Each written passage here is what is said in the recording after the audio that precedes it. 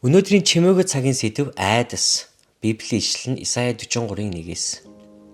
Харин Яаков чамайг бүтээгч эзэн, Израиль чамайг бий болгогч эзэн одоо ингэж айлдаж байна. Бүү би чамайг зольсон, чамайг би нэрээр чинь дуудсан. Чи минийх. За хамтаа залбираад эхлэе.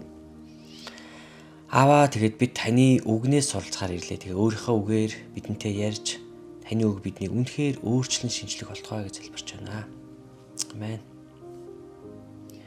Жон үүрэндээ ирэхэд 2 удаа бөмбөг гарч баг нь нэг гүйлтэд дутуу явж байлаа. Жон сандарч байв. Эхний шидэгч өнгөрөөд 2 дахь болон 3 дахь нь болов. Жон цохих гэж оролдсонгүй. Түүнийг үүрэндээ сухад дасгалжуулагч нь яагаад бөмбөгөө цохиогүйг лавлан асуув. Хэрэг би алдаж цохивол таныг уурлах байх гэж бодсон гэж Жон хариулжээ. Айснаасаа болж тэр хөдөлж чадхаа байсан шиг олон тамирчин мөн дасгалжуулагчид алдчих вэ гэж айснаасаа яг ийм нөхцөл ордгоо. Ямар ч шалтгаантай байсан бай, айдас бол спортод байдаг нэг хүчин зүйл юм. Амьдралын бүх талбар дээр айх зүйл гардаг. Өөрсдийн үйлсээр эзний ивэлийг хүртэж чадна гэсэн буруу ойлголтод хөтлөгдөх үедээ бид хуульчилсан үзэл бодол баригддаг бөгөөд ийм үед итгэл нь биднийг айдас руу хөтэлдэг.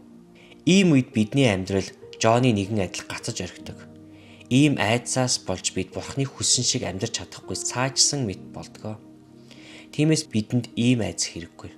Учир нь биднийг үхлийн болоод айдсын боолчлоос чөлөөлөхөөр Христ энэ дэлхийд ирсэн юм аа.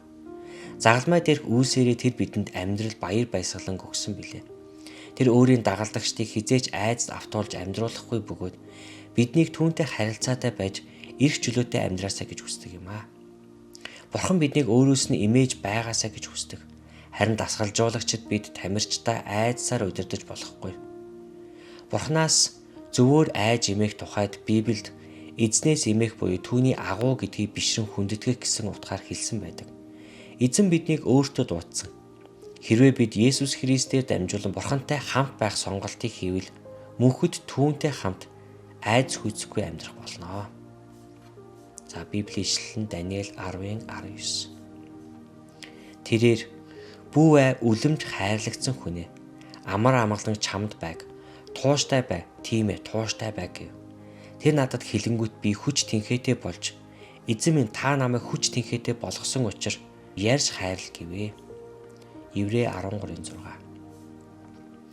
Тийм зоригтойгоор эзэн миний туслагч би айхгүй хэн надад юу хийж чадах вэ гэдгээ гэж байна. Амен. Тэгээд өнөөдрийн үг та бүхэнтэй ярих болтугай. Бурхан ивэг